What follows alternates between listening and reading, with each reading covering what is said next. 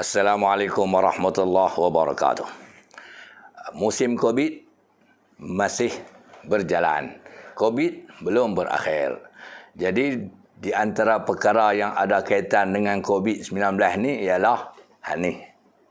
Ni orang panggil dia mask. Orang Indonesia panggil masker. Bahasa Malaysia standard orang panggil pelitup muka.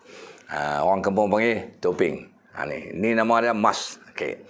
Jadi saya nak cerita penggunaan mask dalam sembahyang. Dalam konteks yang lain kita cerita dalam lain sesi.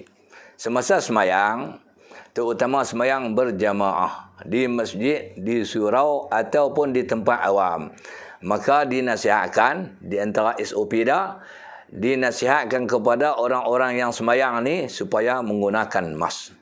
Jadi penggunaan mask ni semasa sembahyang kita pakai macam ni. Kita pakai macam ni. Okey. Bukan kita pakai macam ni. Kita pakai macam ni. Jadi semasa kita menggunakan mask ini, kita tutup hidung dan mulut. Kita tutup hidung dan mulut. Persoalan dia, persoalan yang berbangkit, adakah sah sembahyang kita? Adakah sah sembahyang kita apabila kita menggunakan mask? Kita buat macam ni. Sah atau tak sah? Jawabnya ada dua jawapan. Ada dua jawapan.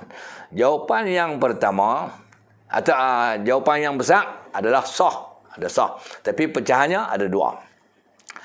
Sekiranya penggunaan mask itu tanpa sebarang sebab yang syar'i. Tanpa sebarang sebab yang syar'i, maka penggunaan mask ini atau apa-apa sajalah, kain buruk, sapu tangan dan seumpamanya, menutup hidung dan mulut. Menutup hidung dan mulut, maka kalau tak ada sebab, tak ada pasal apa, sembahyang kita masih sah tetapi makruh. Tetapi makruh. Tetapi sekiranya alasannya syar'i, seperti takut berjangkit, macam COVID ni memang dia berjangkit lah.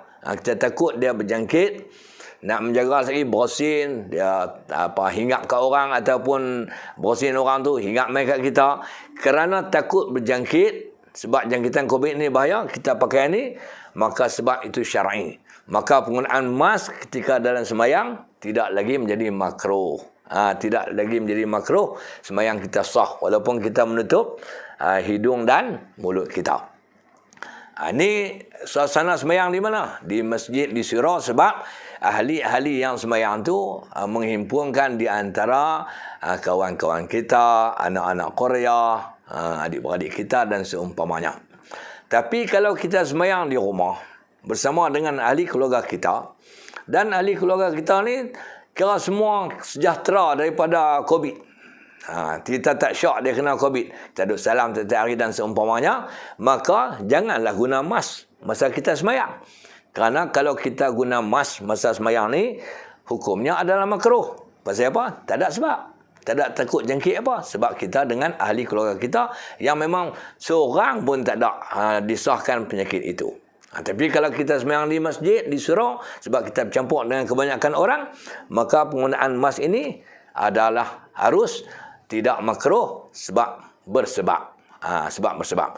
Nanti bila COVID dah tiada, habis dah, diisyaratkan COVID dah habis di Malaysia, di seluruh dunia, maka penggunaan mask pada ketika itu kembali menjadi makruh. Faham tak faham? Harap-harap fahamlah. Itu satu. Kemudian yang kedua, kalau orang pakai mask ni, misalnya tekat ni, kalau orang pakai sampai tutup macam ni, sampai tutup dahi, apa hukum pula? Apa hukum pula sampai tutup dahi? Maka dalam mazhab Syafi'i, kalau kita tutup dahi macam ni, semasa sujud sekali tu, masa berdiri tak apa lagi. Kalau kita tutup dahi macam ni, sekiranya benda ni, mas ni, semasa kita sujud, bila kita bangkit, maka dia tertanggal. Dia tertanggal daripada dahi kita, hukum sembahyang kita masih sah. Hukum sembahyang kita masih sah. Tapi kalau kita melekat dahi macam ni, kita bangkit daripada sujud, berdiri balik, qiyam semula, dia masih ada di dahi kita, maka sembahyang kita tidak sah. Jadi dalam mazhab Syafi'i dia kata lagu tu lah.